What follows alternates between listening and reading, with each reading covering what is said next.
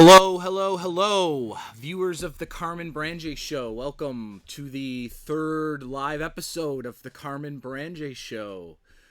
We're still under quarantine here in Scarborough, Ontario.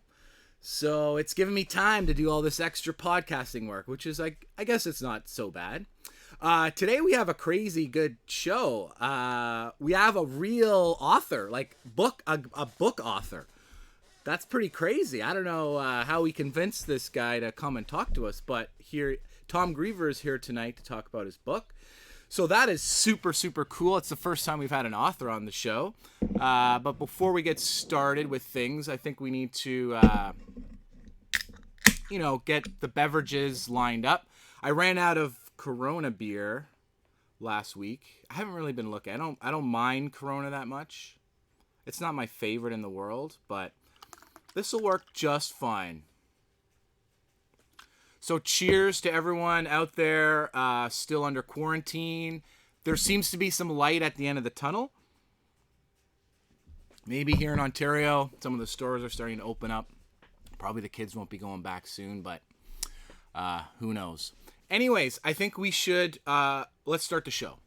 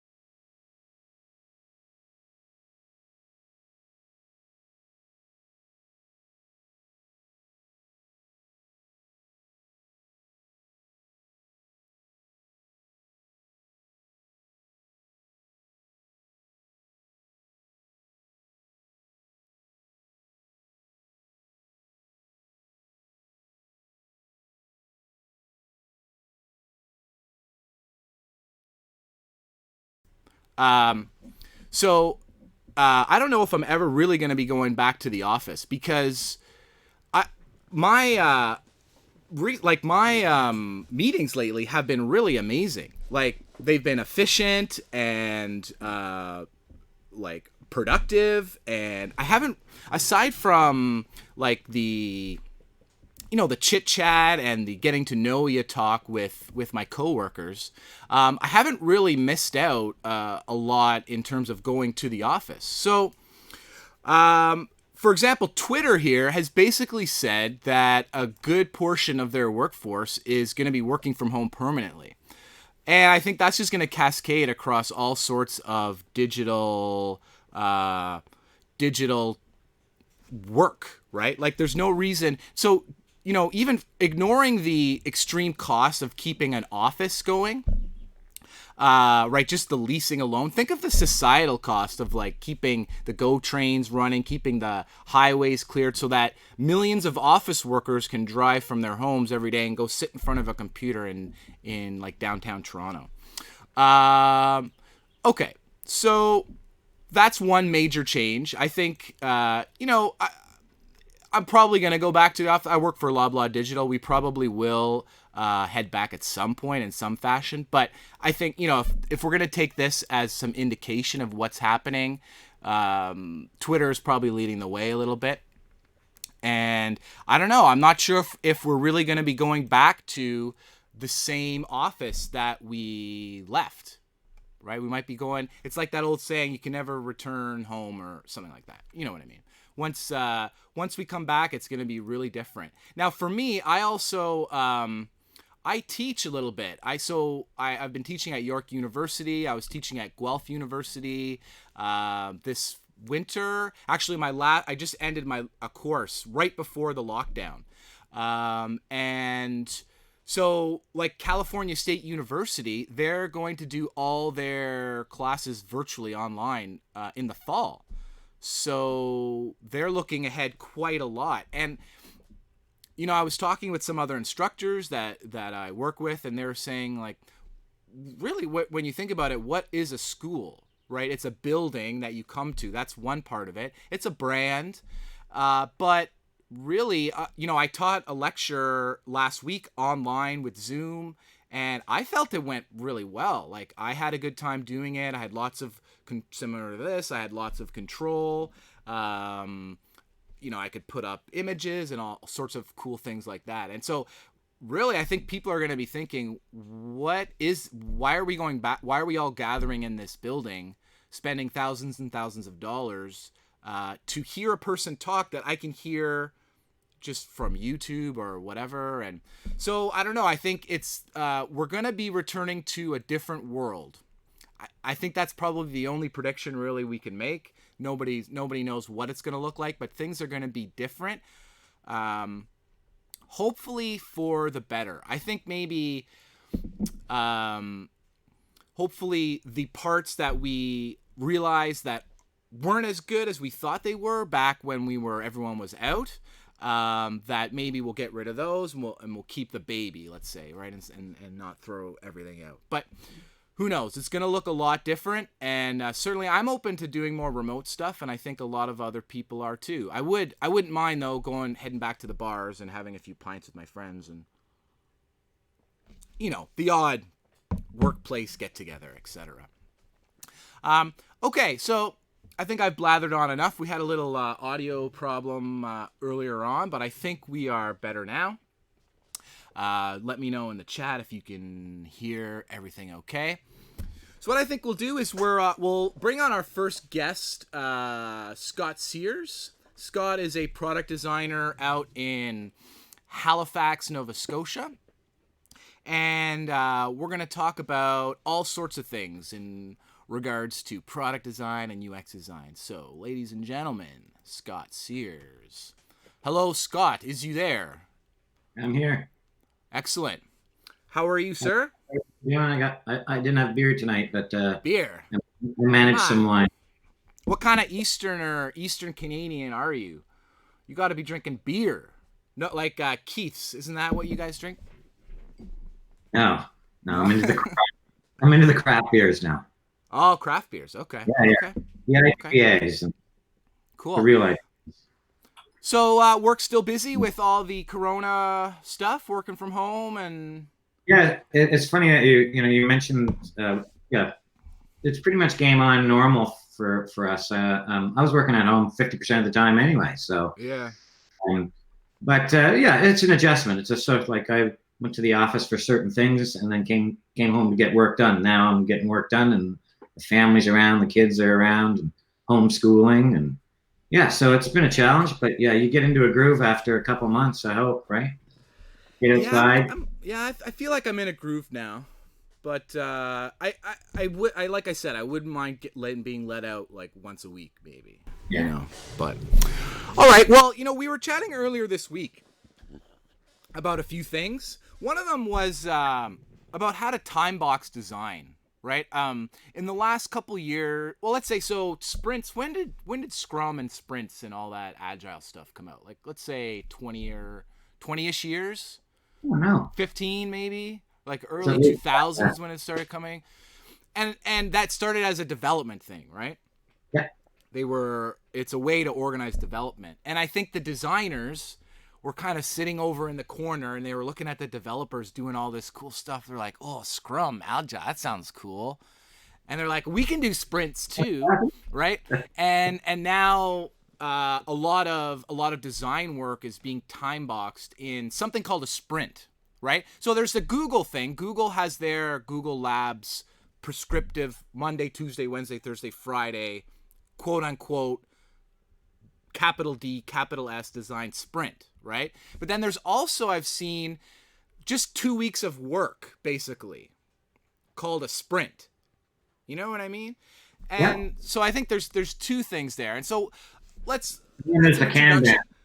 Kanban model as well, right? Which Right. Well, I mean, that's really here. like a development kind of paradigm. You know what I mean? But so what do you think? How should we, because to me, I don't know, designs, especially like development work is more or less defined, right? More or less. Much more than like an initial design thing. So how can you time box an unknown, like by its definition, it's unknown. How do you time box that? We don't. Well, I mean, you can estimate like you would a sprint. It depends. I mean, it's going to be different for everybody. I can tell you how we do it. Um, we work in sprints only because it gives us sort of that carrot at the end of the tunnel. So So like we know. a 2 week thing? Yeah, we do. Okay. It's sometimes it goes an few extra days, and that it's less strict with us with design because we have the flexibility to interject things in our sprint and pivot a lot easier than a development team would. I'm not saying it's easy. So, and then on top of that, we tend to be ahead of development anyway. So we time box it. If something takes 2 sprints, we don't sweat about it. We get it done. We want it done right. That includes if it needs any testing, or it could be with a client. Or something, for some reason, because I work in both a product world and a delivery world. So it's I have project managers and then I have product managers. You know what I mean? And Yeah. both with different agendas. So yeah. I worked the Kanban before, which is the sort of here's my wish list, drop it in and get them done. Work on so many at a time, and go through a design methodology of research, iterate, design, test, etc. But I find that sprints give the designers tend to like it because it gives them a kind of a goal and a push to get something done rather than to just drag things on, which some people tend to do. So Yeah, but how much? What else besides the 2 week part? And so I assume also that means at the end of 2 weeks you have like usable code, right? Like not code, but I mean whatever the equivalent is on the design, right? Like you've we have a wrapped process. something up. Right. Yeah. But so what else? Is there anything else like story points or all that stuff, or is it a pretty loose like we keep it. Yeah. We keep it loose. We time box ours into half days and full days, and multiple days accordingly. And if it falls anything in below that, we do a quarter day, but very rarely. Usually we group those type of things. They're small things like create this button or fix this button. They want to know, they don't have a button for this and they want to know how it should look and it's not in the library. You know what I mean? So things like that. But otherwise, we do very loose estimates and we don't really hold ourselves to it because I'd much rather spend 3 weeks working on something and avoid my development team having to pivot because I didn't quite get something right than them doing it. So it's cheaper for me to make a mistake, yeah, of course, board and go back to the design sprint. Now that being said, I said we're only so far away ahead of our development sprint. So we are sort of timed box. So I always try to have at least a month ahead. That's not too far ahead, but also enough time for you to do some testing, to totally scrap it in 2 weeks and start at the drawing board or whatever, right? Like, so, right. And I don't mind failing in our department. I'd much rather fail where we're at than fail fast. Yeah, fail fast. Right. But one thing that messed me up, like I was trying to do more like, maybe it doesn't work for more exploratory research. Like I was trying to just plan some interviews and stuff. And then, so we're going to time box it. And then I contact the recruiter and like right away, my schedule gets blown out. Right? Because, it's going to take a week to even get it started. And then so-and-so, they can't, they can only come in here. So, you have to be flexible. Like, I get it. You need to have a date. And we're not, because how designers and developers too, we're just work and go forever. Right? If you give someone enough, they'll just fill up time if you give them. But you have to be sort of flexible. Yeah, those larger research projects, I think, don't belong in a sprint. You know what I mean? Yeah. They belong as a UX product manager domain expert in the company. As you know what I mean? But in the sprint, it's hard to go out and get the domain experience in 2 weeks.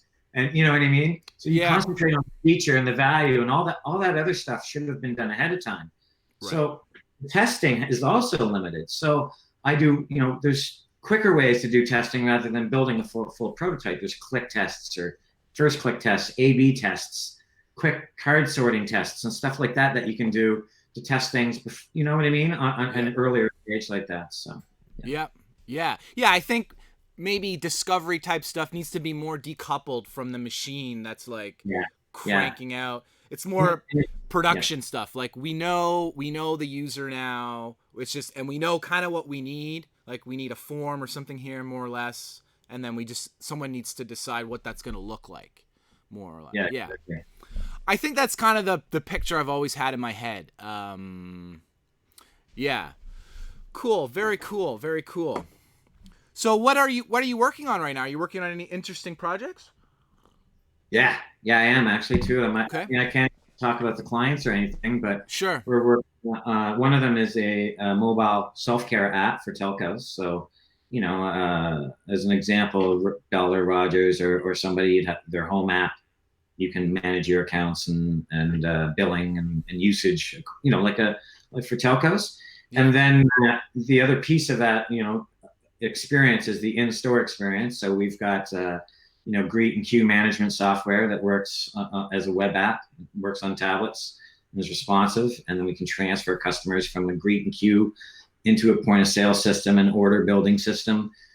So yeah, I'm working on all of that. Yeah, cool. It's a lot of work. Excellent. And then I'm used in consulting in other products as well that we do.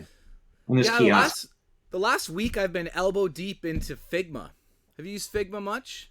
I actually did. It didn't have a place where we're at the time, but if I were to pick one, that's probably the one I'd pick. Yeah, I'm putting together a component system, and I'm trying to be really do the whole atomic design thing, and Figma is pretty interesting.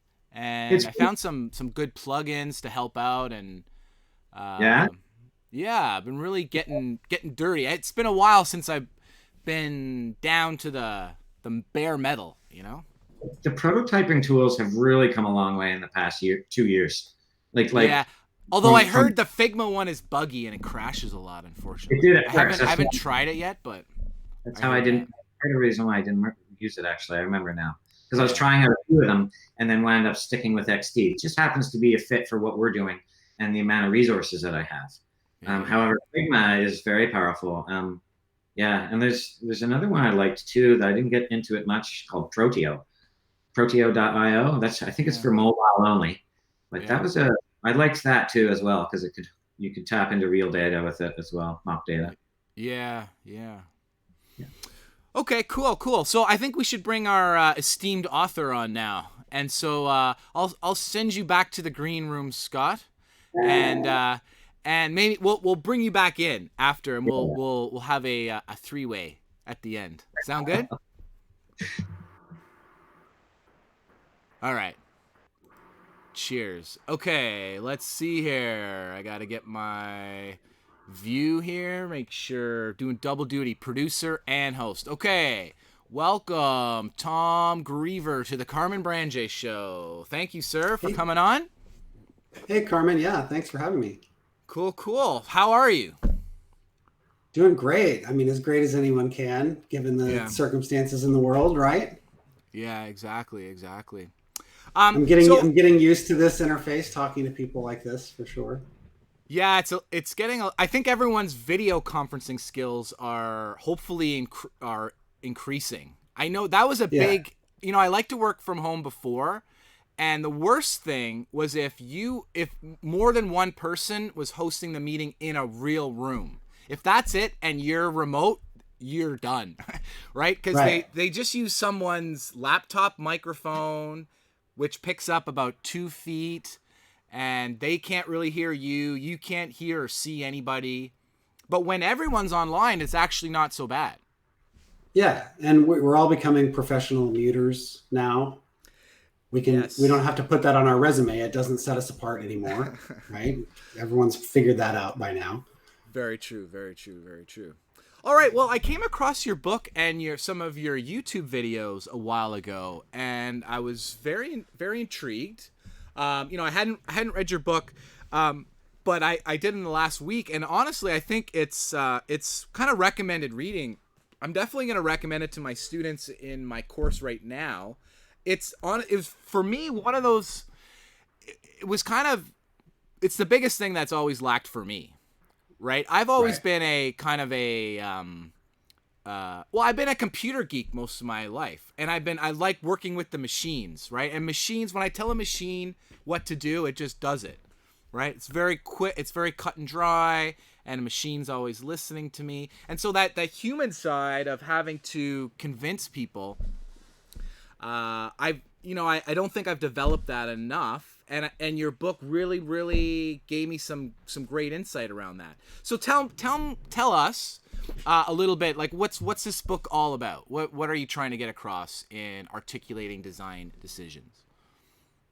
Yeah, well, I think the main premise is that in order to be effective as designers, and I think you could easily argue as developers or as product owners or whatever kind of your role is in the process, that in order to be effective in that role, you have to be able to explain your decisions to someone else in a way that is going to make sense to them so that they'll support you in that effort, right? That it doesn't matter how good your design is. You could have the coolest new thing that anyone's ever seen, but if you're not able to actually get support for that work, then there's no point, right? You might as well just stay at home that day, because your work is never going to have the opportunity to see the light of day. And I think that this is a skill that I think a lot of people understand its importance, right?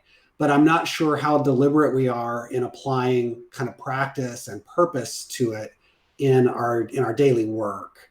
And so I wrote the book because I wanted to kind of try to find a way to systematize or apply kind of a framework of thinking about how we articulate design decisions so that our work was more likely to get support. I've seen it happen throughout my career where really great design work never shipped, right? And some, aggressive and well-spoken executive got their way. And I think it's tragic that our expertise is sometimes left to the side simply because we weren't skilled enough to help people understand why we did what we did. And so that's the problem I try to address, and how I hope it will help all designers. Yeah, I mean, it's a key issue, and it's something that definitely you don't really expect it going in as a newbie for some reason, even though it seems perfectly obvious now. But going in, you don't expect a lot of pushback, I guess, or necessity in having to convince people of stuff. You know, I was shocked at the amount I had to do. Well, and I'll admit that I didn't even expect that the book and this topic would even become popular, or that it would be a useful conversation in our industry. The story of how it came about is that I was asked to submit a talk idea for a conference that was local to me where I live in the United States. And I submitted 3 different abstracts. 2 of them were about designy things, design thinking, or some process that I thought was cool maybe at the time.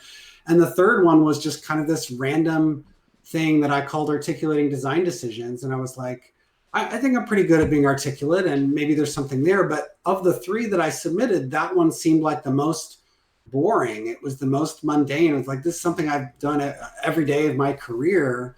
Right? Everyone knows that this is important, right? There's nothing there.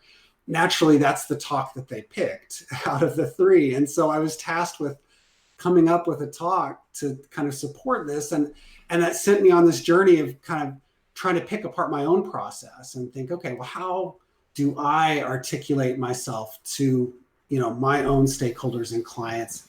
And how can I share that with other people in a way that would be really practical?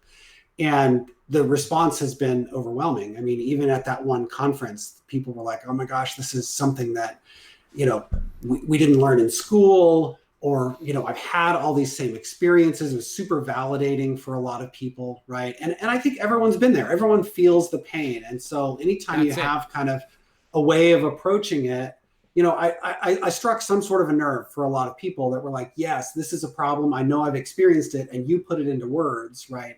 And it's been a fantastic conversation to have with people. Well, I think you just hit the nail on the head. Is everybody has had that experience of a VP overriding design decisions, and you don't know what to do, right? Yeah. Like that. If you haven't experienced that, you haven't been a designer long, right? I've experienced that in every. Let me think. Let's say most situations, and I think that's why that's such a popular topic, because one, that's an emotional thing to happen to you, right? Where you've done all this great work and you are pretty sure it's great, you're behind it, and then you don't get the reaction you're wanting from an authority figure, and you feel that,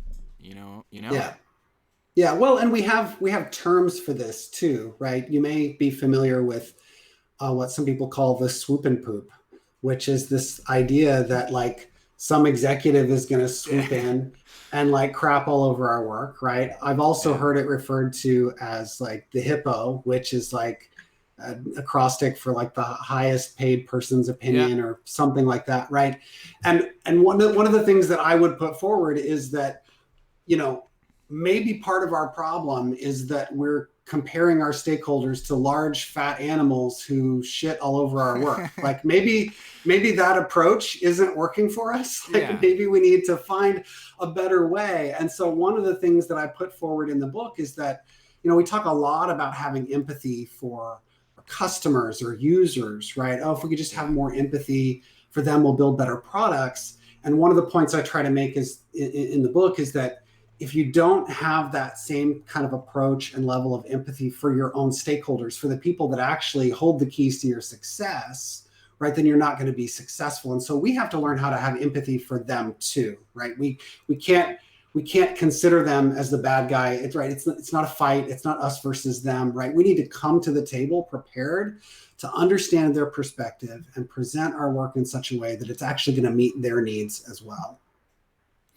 So one thing in your book that kind of it got me like hooked in is there early on. I was trying to find it right now, but there was a little comic that was it was a couple of database developers presenting their solution, and the stakeholder was saying something like, "Oh, you should use the Q as a variable instead of R because Q pops way more, right?" And right. obviously, I immediately empathized with that and felt that. But okay, so my question is, what is it about design versus other things like that? So for another things I've noticed that don't quite have to do what we have to do to sell. So like the legal department, for example, or the security guys, or what I just mentioned, right? It seems to me that they don't have to do the kind of selling that we need to do, right? Or maybe I'm wrong. Like if the legal department comes in and says it's our legal opinion that you cannot do this, basically that doesn't happen, right? So is it something fundamentally different about design, or what is it? What is it? Help me out there. Yeah, I think there is something different about design, and we could talk about the nuance differences between UX and visual design. Whereas visual design, there's definitely kind of more of like a subjective element, or at least a visual intent to communicate something about the brand that we could all have different ideas and opinions about. Whereas UX is intended to be more data driven and kind of based on evidence, right? But the fact of the matter remains that the output from our work tends to be visual in nature. It's almost always some sort of visual asset. And the same way that you can choose the kind of music that you like, whether or not you know how to play an instrument or write music for yourself. Like you can tell someone, I don't like this music isn't good, I want to listen to something else, right? People naturally have opinions about something that they see, right? And it may be that's not necessarily a good reason for them to disagree with our perspective. Don't get me wrong, but that is the perspective that I think a lot of people bring to the table. And I think part of the problem even lies in our presentation of why we're meeting to talk about design in the first place. I mean, design is in the name of the meeting, or it's in our job titles, first of all, right? So that naturally suggests that we're here to talk about some sort of visual aesthetic. But we also often expect, even on the design end of the relationship, we expect that we're there to get their feedback. We're there for stakeholders to just tell us what they think, right? And I don't think that that's even necessarily a healthy perspective. I think we need to see ourselves as being there to facilitate conversations about design solutions. And part of that means incorporating the perspectives and ideas and even opinions of our stakeholders, as well as factoring in our own expertise. And so our job is not to be there to receive feedback and then go figure out what to do with it. We're there to actually kind of channel this conversation to a positive place. And I think when you can start to see yourself more in that facilitator role of looking at kind of the landscape of like, okay, I have users, I have stakeholders, right? I have technology constraints. I also have real human constraints in the people that I work with. How do I bring all of that together to create the right solution that is going to meet the needs in the right way, right? And I think that's our challenge as designers. Yeah. So I have a question I always ask designers, and I think it's particularly relevant here. Let's say you're a barber or a hairstylist, and someone comes in and they ask for a objectively terrible haircut that's going to make them look bad. Are you obliged to give them the haircut? Well, I suppose you could certainly turn down their business if you really wanted to. And maybe it depends a little bit on how high up in the, hairstylist echelon you are. If you have a reputation that you're trying to uphold, then you might be more likely to refuse it. But I see where you're going with this. And I think it always depends on the relationship, right? And it depends on the outcome that we expect and who's being measured by that outcome, right? Or who's accountable, maybe is a better way of saying it, to that outcome. There are certainly times when we will have to just do what our stakeholders think is the right choice. And we may have to recognize that, okay, they have some perspective on the business that I don't have, right?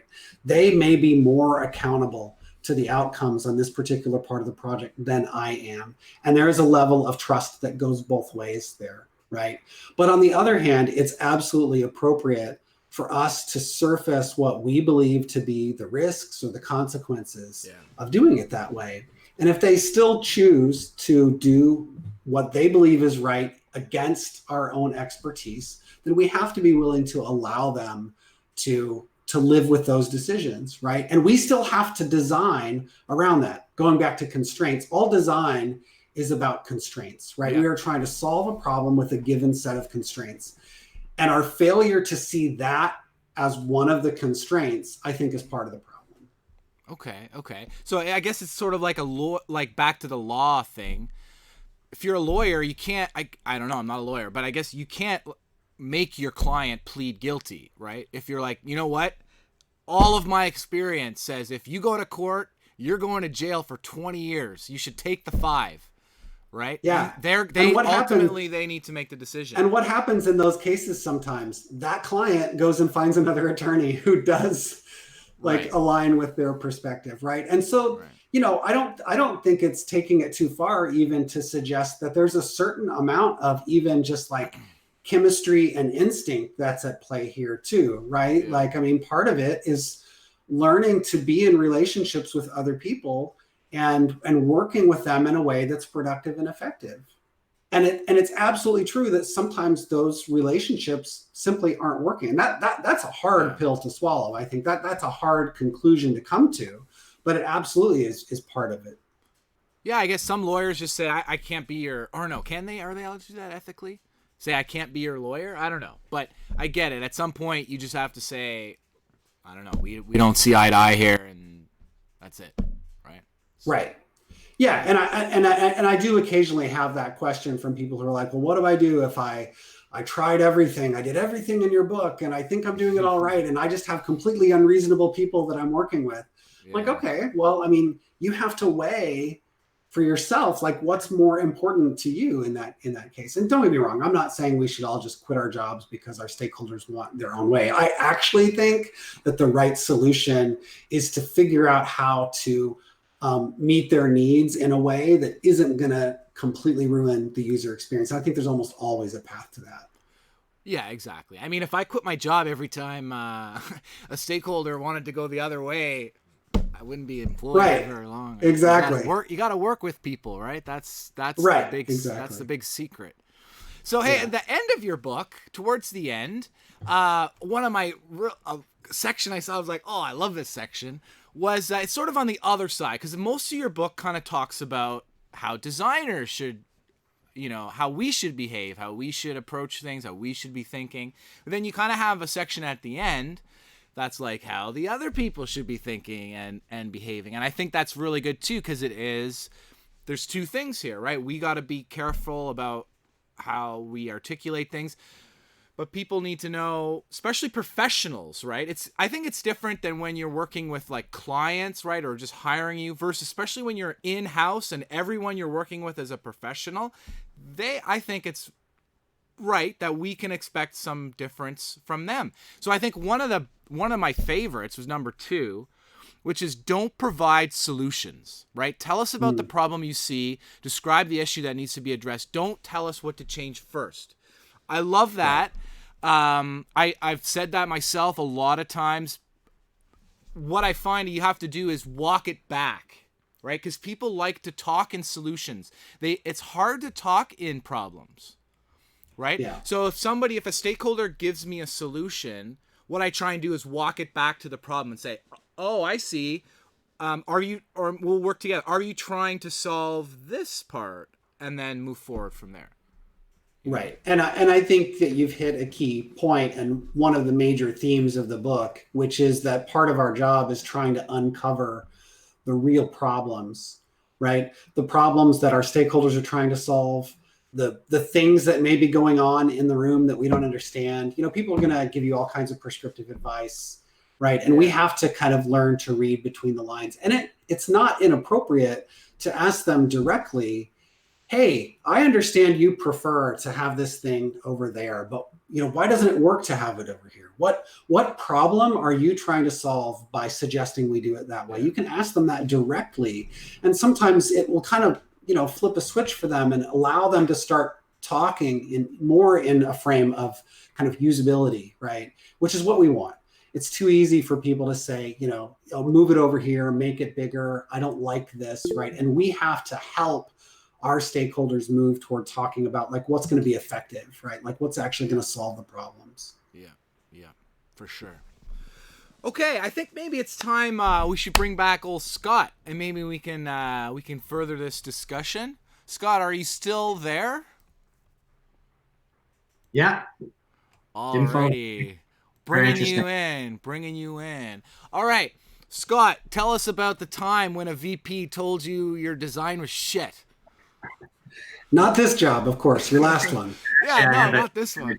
The president actually tell me it. So, and true story.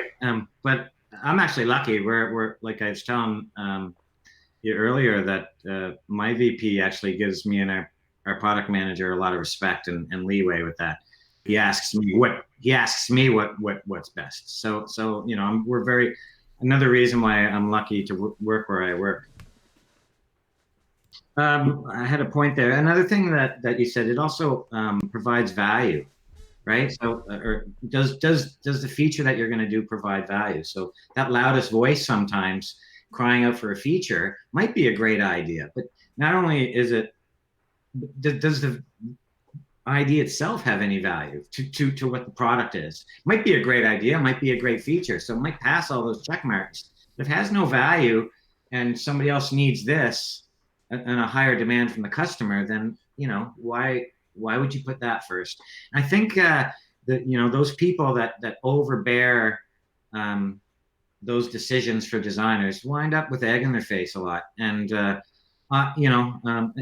in my experience, back it out with data and at the end of the day, and check your ego at the door. Don't get offended by it. This is, you know what I mean? So. Yep. Yeah, in the book, I pose what I call the big three questions, and your ability to kind of answer these three questions forms a foundation for how we talk about design with other people. And the questions are really simple. So it's, what problem does this solve? Yeah. How does this affect the user or the customer? And then why is it better than the alternative? And then if you can answer those three questions, then you'll be well on your way to kind of helping people understand why you did what you did. But those same three questions can be used to kind of help our stakeholders reframe their own suggestions or their own ideas. So to your point, Scott, right, asking them what problem this is going to solve or how this is going to affect our customers or users, I think kind of speaks to that sense of value. Like, what are we actually doing here? Like, what is this actually going to do for the business? What is it actually going to do for the customers? And if we have an understanding of that and we're in agreement that those are the right problems, right, or that is kind of the effect that we want for our customers, then it's not necessarily a bad idea, right? We just need to answer then that last question: why is this better than the alternative? And that is kind of, in that lies the key, I think, to understanding, like, why is this solution here, the one that I'm proposing, better than all of the others that might be out there? Because sometimes our inability to explain that, anyone is going to Google it on their phone, and whatever the first result is like your new design pattern, right?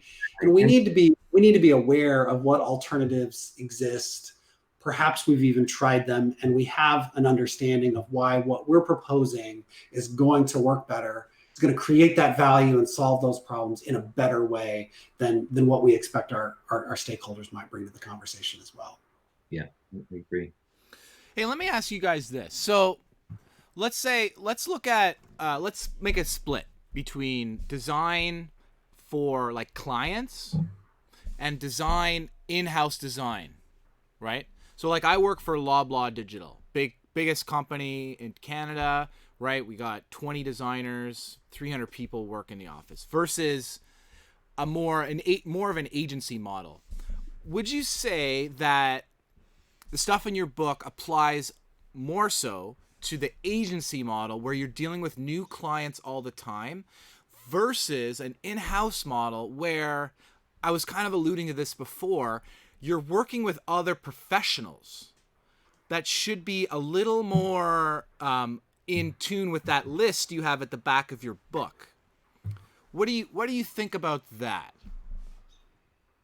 So I think that the general approach and the value of being able to articulate your design decisions is the same. The main difference ultimately becomes our relationships with those stakeholders. So I've worked in both environments, and I have found that there are good and bad things about both when it comes to this problem in particular. So on the agency side, or as a consultant coming in, you don't have the same time to build the relationship with your stakeholders, to understand kind of what their instincts are, to anticipate how they're going to react, and to kind of tailor your message to them. You have to think really quickly on your feet, and you have to be really good at reading people and figuring out how to do that really, really fast, right? That's really hard. But on the other hand, you were hired as the expert. You're probably paid more than a lot of the like full-time team members, at least on an hourly basis for a short period. And for whatever reason, they've tapped you as the person to come in and tell them how to do it. So there often is sometimes a higher level of respect for you and your opinions in that case, right? Yeah. On the in-house side, you have a lot more time to build up relationships, to build trust, to earn people's respect, and to know how people react. You know who is more likely to object to a certain thing than another person. You've presented to this person a million times, and you kind of know how to prepare for them. So those are good things, and you have more opportunity to get to know them and to get to know them on an interpersonal level. But on the other side of it, it becomes a little too much like a family sometimes, where we tend to kind of disregard and like think, less of the opinions of the people in our own families than we do the strangers on the street sometimes, right? And I've seen that happen as well. So I think the problem space is the same, and the way that we ultimately present our designs is very, very similar, but the difference is in the way that we relate to people and maybe how we prepare in advance the message that we want to communicate. Yeah, I feel that too, right? I mean, just real quickly, when every job I've went to or new position I've went to, there's a phase of education I have to go through. Most of the companies, today it's not as good. UX has really grown, but at first they didn't really know what a UX designer even did. Some people like to talk about UX in front of them, but have never tested or done any research. You know what I mean? Or just designers. So, there's an education there. When I come into every company, I kind of give what I call a UX basic training of what we are, what it is. Everybody knows what UX is, but nobody can articulate it. It's funny when I ask them, I say, "Tell me what the UX is." Well, it's a good phone. It's just being easy and really nice. And nobody really knows why. You know what I mean? So part of that is educating them and going in there. So I spend some time making sure it's part of our onboarding process where I am. I get an hour with them and I take them through UX 101. I tell them what I do, why I do it, and how they can help with it. And, I think that helps a lot. And that, instead of stepping on toes in those meetings and listening to the loudest voice, suddenly they get an understanding, especially if you invite them to one of these observation tests or something.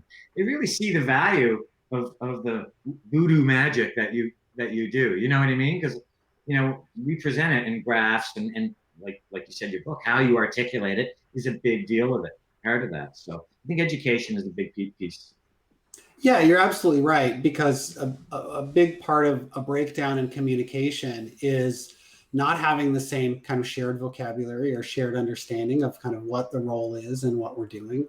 And whether you're on the agency side or whether you're on an internal team, getting on the same page about the words that we use and what our roles are and what the outcomes or outputs are expected from these different titles and roles. If we don't have alignment on that, then it's going to be a lot more difficult to talk about it. And that is often where the frustration in these conversations comes is that different people have different expectations about what those things are. So yeah, education is certainly important. I think it can be challenging sometimes to do that. And certainly if you have an onboarding process, if you're in an agency and you have kind of the kickoff, cycle, Yeah. you do with every client, right? This is our playbook that we go through, like that sort of thing is great. It can be more challenging on internal teams for designers where you don't feel like you have the agency to go in and like tell your executive stakeholders what your role is and what these words mean, right? That it takes time, and it requires, I think, support from our own leaders to be able to actually affect change in that area. But the problem is still the same. It's still a problem of education and vocabulary and alignment. I agree. And company maturity as well, right? On how they embrace you. Also true, right? Yeah. So trust is a big part of it, and then some of it, is just where is your organization in terms of design maturity? Because, and I think Scott, you mentioned this, that there already is kind of like a shared respect and kind of understanding of your expertise on your own team. That's a great place to be, right? It is a good place to be. Yeah, and not every team has that, right? And that is another part of the challenge. We've all been there. Yeah. So Tom, tell us about let's say a couple Canadian schlubs like Scott and myself. Let's say if we got it into our mind that we wanted to write a book. Tell us what's the outline for that? How do you I've done some writing. I wrote a dissertation. I've done mostly academic stuff, published a couple journal articles that nobody read, that kind of thing. But so take us through the process? How do you get started? How do you, did you go to O'Reilly? Did they come, how does that work? Because I know nothing. I know bupkis. Yeah, sure. Well, I'll share my own story and then I'll tell you the bit of advice that I usually share when people ask me this question. So sure. For my story, I mentioned at the beginning that I gave a talk at a conference that was local to me called Articulating Design Decisions. Yeah. At that conference was the organizer of another slightly larger conference who invited me to come speak at that next conference, which I did several months later. And O'Reilly was one of the sponsors of that conference, and their editors were in the audience when I gave that talk, and they asked me to write a book. So for me, it just kind of happened. It sort of fell in my lap. But here's what I'll say about it. If you had asked me before I gave those two talks and before this conversation really kind of started between me and the audience in those conferences and then the people I was talking with about the book, if you'd asked me what I would have written a book about then if I'd wanted to, it wouldn't have been Articulating Design Decisions, because as I said at the beginning, it seemed like a boring topic. It was something that I did every day. It didn't seem like it was of value to anyone because it seemed so automatic for me. And I think what I've realized a couple of things about that experience since then. One is that if you're trying to figure out what you have that you can share with the world that will be valuable, it's probably something that you are so good at that you take it for granted. It's probably the thing that you've been doing long enough that you think it's not useful. And it turns out there are a lot of people who don't know how to do it as well as you do. And finding that is really hard because we want to talk about the thing that seems more challenging to us, the thing that is more interesting, right? But it turns out the things that are actually less interesting to us, I think, provide more value to other people because not everyone thinks like you, right? So that's my first bit of advice in terms of just trying to understand what you would even write about or share. My second bit of advice is that I don't think anyone should set out to write a book for the purpose of writing a book. The goal for writing a book, I believe, is to share your knowledge with the world, right? Is because you feel like you have something worth sharing that you want to help other people with. And if that's your focus, if your focus is really on helping other people, then I think you'll have success in sharing your ideas. Because you're not trying to make money, which, by the way, you're not. No one is making money on book royalties. I'm not, and my book has been like in the bestseller category in UX for 5 years now, right? It's not paying my mortgage. So like you can't do it for that reason. But the conversations that I've had because of my book and the people I've had the opportunity to meet and help has been priceless. And I would do it all over again just because of all the great people that I've met and conversations that I've had. I've been able to be a part of so many opportunities that I wouldn't have had otherwise, and I wouldn't trade that for the world. Cool. I mean, that's amazing advice. Amazing advice. So I mean, basically, you need to have an idea. You can't.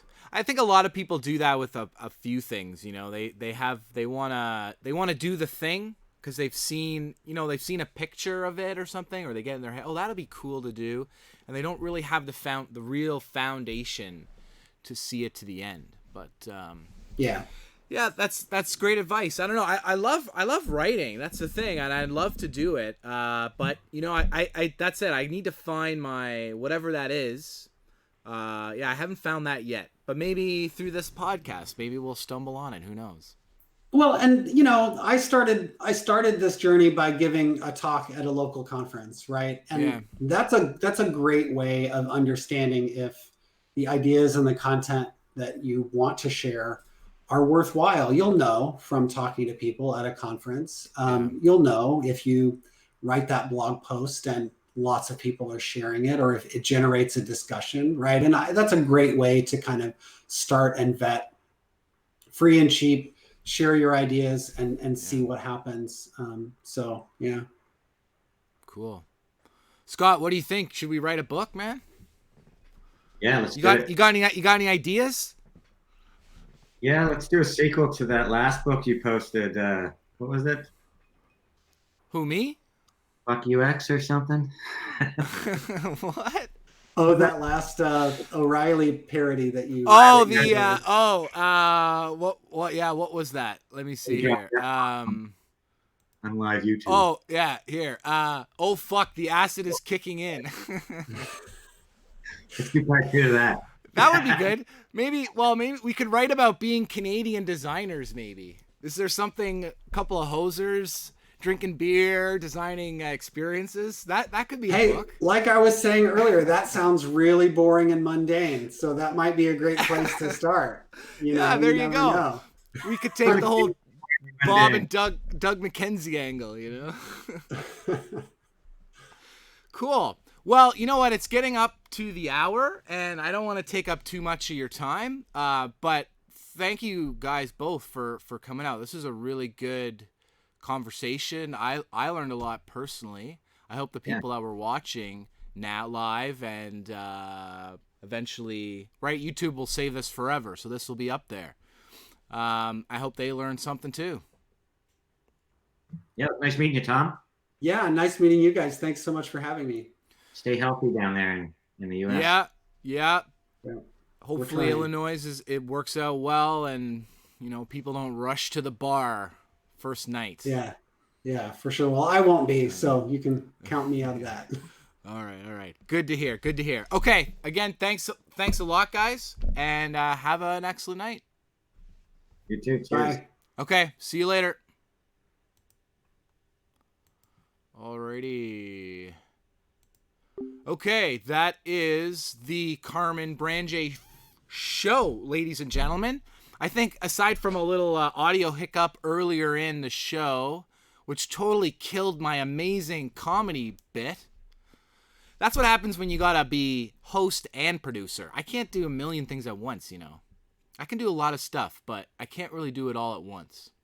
But anyways, I had a good time. I hope you guys learned some stuff. Check out Tom's book. It's like $30 or something on Amazon. You can get the Kindle version. And so other than that, I will see you in the next Carmen Branje Show.